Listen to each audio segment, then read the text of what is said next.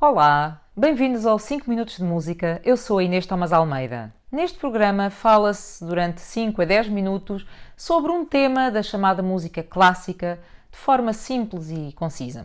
Hoje o nosso tema é a forma sonata. Perguntar-me-ão, mas a forma sonata é a mesma coisa que uma sonata? Não. Uma sonata é uma peça musical para um ou dois instrumentos solistas. Uma sonata para piano, uma sonata para violino ou uma sonata para violino e piano.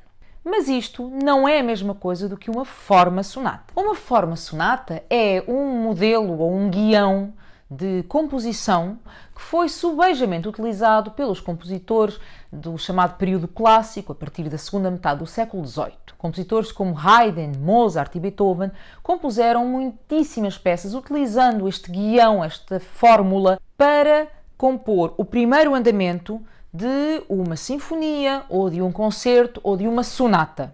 É uma forma tripartida, ou seja, tem 3 partes. E assenta na oposição de 2 ideias.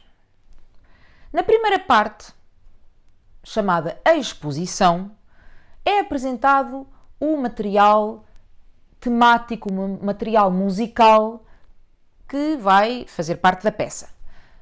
Começa então com um primeiro tema, um tema 1, uma melodia, uma ideia, é o tema 1. E esse tema está numa determinada tonalidade, que é a tonalidade dessa peça. Por exemplo, Dó maior ou Sol menor. Se for uma sinfonia em Dó maior ou uma sinfonia em Sol menor, essa é a tonalidade da peça. Segue-se uma ponte, que é uma espécie de uma passagem que nos vai conduzir a um segundo tema, um tema 2, que se opõe ao primeiro. É como se fosse um antagonista, ou pelo menos quisesse lançar uma outra luz sobre o assunto. É um tema contrastante. Daqui resulta uma tensão entre um primeiro tema e um segundo tema, sendo que essa tensão é ainda mais vincada pelo facto deste segundo tema estar noutra tonalidade diferente. Há regras precisas para determinar que tonalidade é essa, mas por enquanto basta-nos pensar que é um segundo tema que é diferente do outro e contrastante. Depois deste segundo tema segue-se uma coda, que é uma parte final para terminar esta exposição, esta primeira das 3 partes da forma sonata. Por forma a que o público pudesse estar mais familiarizado com estes temas, o primeiro e o segundo, que são expostos nesta exposição, normalmente esta exposição é repetida, volta outra vez tudo ao princípio. E quando terminamos toda esta repetição da exposição, começamos então a segunda parte da forma sonata. Essa segunda parte chama-se o desenvolvimento e é aqui que os temas vão ser esmiuçados, quebrados, esticados, alargados, condensados, comprimidos, enfim, vai-se trabalhar estes temas e partes do tema e de todas as maneiras, e este desenvolvimento vai passar por muitas tonalidades, é uma parte muito instável e vai para cima, para baixo, enfim, é uma parte de confusão, digamos assim, que termina com a terceira parte da forma sonata, que é a reexposição, que é onde voltamos outra vez a ouvir aquilo que ouvíramos na exposição, mas com diferenças. Começa então a reexposição e ouvimos outra vez e distinguimos esperançadamente, claramente, o tema 1, o tal que tínhamos ouvido na exposição, ouvimos-lo agora, outra vez na tonalidade da peça.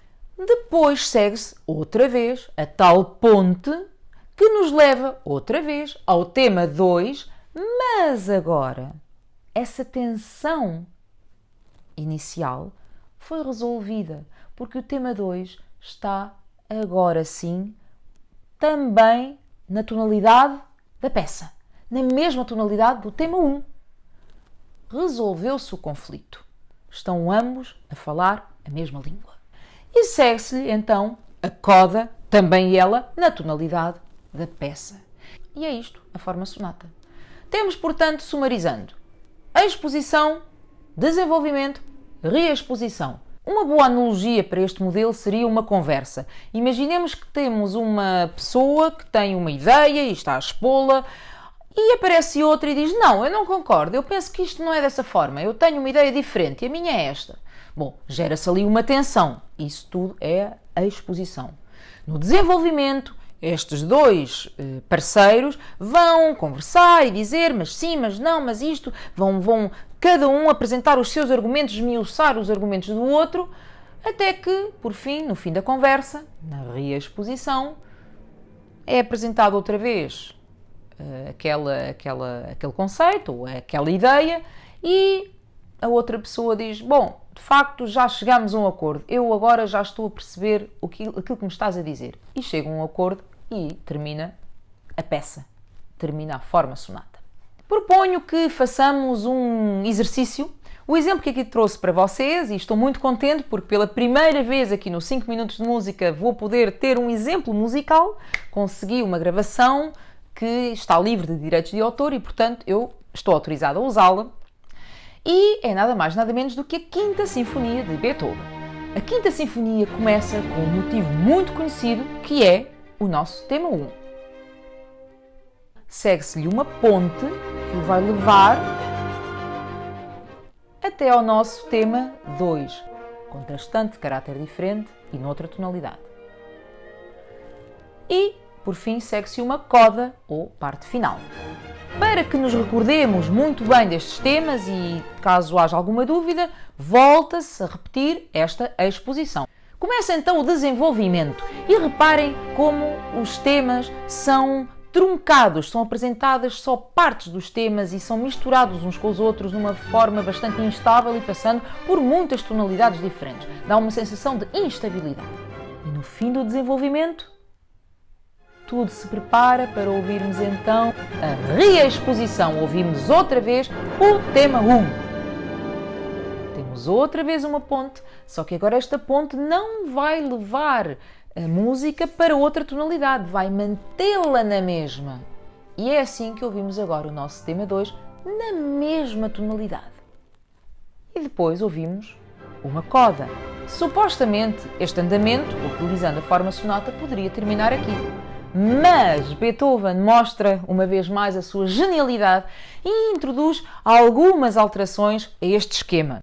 Uma das alterações é que o andamento não termina aqui. Continua, depois daquela coda, Beethoven faz uma outra coda mais alargada, muito estendida, em que utiliza o material temático do primeiro tema, do segundo tema, introduz novas ideias e dá-nos ainda mais esta sensação de força, de pujança. Continua por aí fora esta coda. Outro laivo de gênio de Beethoven nesta Quinta Sinfonia é que na reexposição, quando estamos ainda a ouvir o tema 1, faz-se de repente um parênteses e ouvimos uma cadência que dura um compasso. Esta Quinta Sinfonia foi muitas vezes apelidada de Sinfonia do Destino e o tema 1 seria uma alegoria ao destino que está a bater à porta. O que é certo é que Beethoven teve realmente que lutar contra muitas agruras da sua vida. Como sabem, Beethoven ficou surdo.